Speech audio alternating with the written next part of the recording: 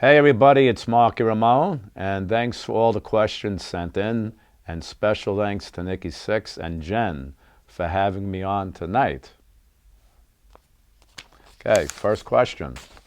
Derek from Albany. How did you get so great on the drums, and what was your practice regimen like? Well, I believed in what I was doing, and I was influenced by really good people. And I worked very hard at becoming what I am, and that was at least 3 to 4 hours a day when I had that availability of a studio and a drum set. So the harder you work, the better you will be. It's like anything else in life. So that's my trick. Okay, next question.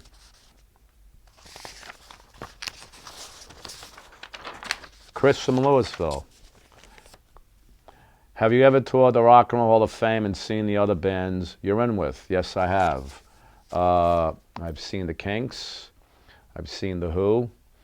I've seen the Doors, Chuck Berry, and we were very grateful to be inducted into the Rock and Roll Hall of Fame, representing our genre music. Okay. We have Sarah from Nashville. Can you describe the writing a book process? A lot of fun, and I wouldn't want to do it again, but it's something very personal, and that was the result of this book that is out now. And you have to be true to yourself, and whatever you're writing, you're going to have to eventually live with. So everything in the book is reality. Nick from Miami. Are there any places that you still want to play that you haven't traveled to yet? Yes, the moon.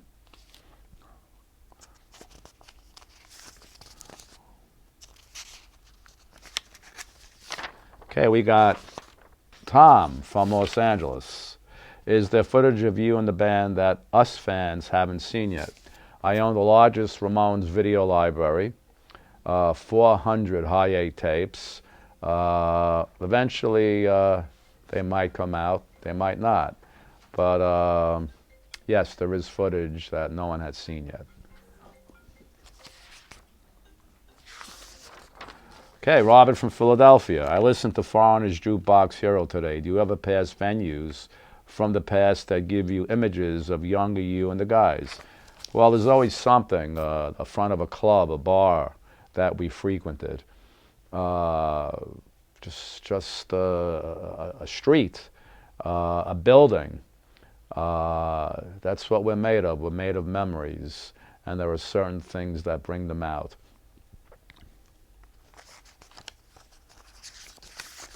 Okay, we got Sue from Des Moines. Were there any venues besides CBGB's that you always looked forward to playing at? Yes, the Palladium in Los Angeles. We played other places in New York that were larger. After the band got larger, we couldn't play CB's anymore because it was too tiny. So we would play Irving Plaza, the Ritz. So just to name a few, there were a lot of places. Sam from Providence. When you dabbled in acting for a bit, did you enjoy it? Yes, I had one line in Rock and Roll High School. So that was great, but I was very disappointed I didn't win the Oscar for that. Maybe next time when I have 2 lines.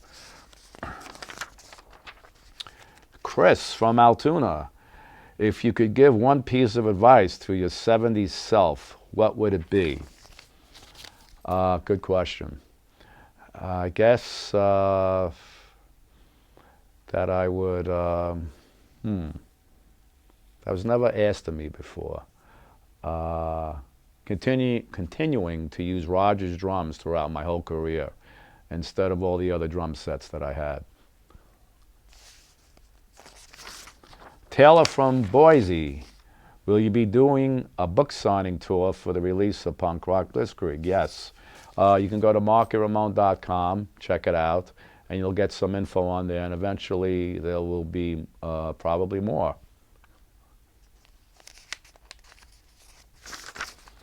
Kyle from San Diego.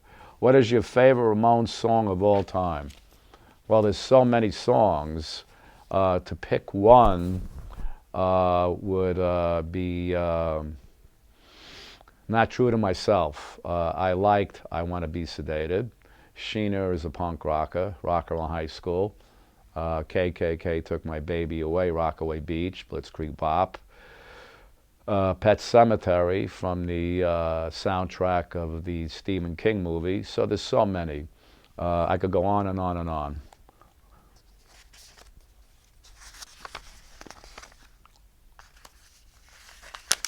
Okay, we got Kate from Scranton. What is one thing you hope your fans learn from reading the book? Well, how much fun it was touring with the Ramones and the other bands I was in, what it was like when CBGB's just started, and the recording processes, working with great producers, filming of Rock and Roll High School, what it takes to make a movie, and the Rock and Roll Hall of Fame induction, what led up to that and what went on behind the scenes, winning the Lifetime Achievement Grammy. So if you're a musician or any curiosity seeker, it's a book full of a lot of information about things like that. All right, Nicole from Arlington. What band during the 1970s did you feel was most comparable to the Ramones or even your biggest competition? There was none.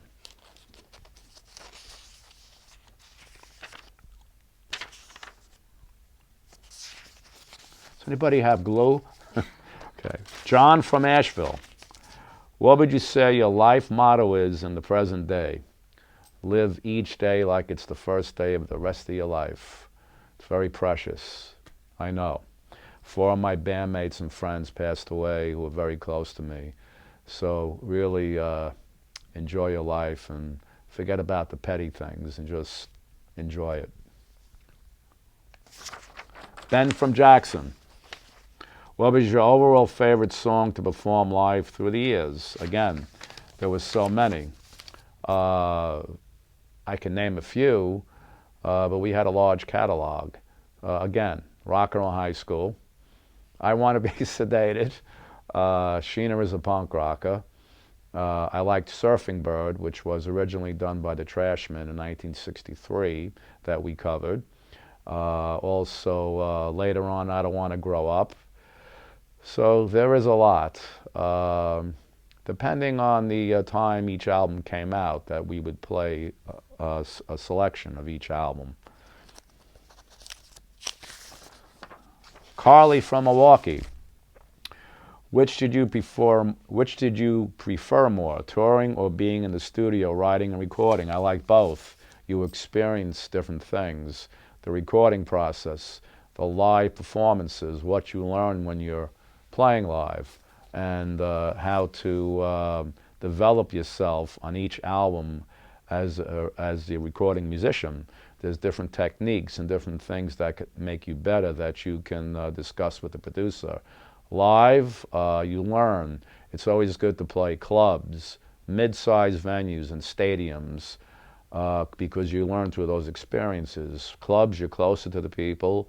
Venues, you're not really, and the stadiums, you're really far away. So there's really different things that you do when you're in front of a certain amount of people.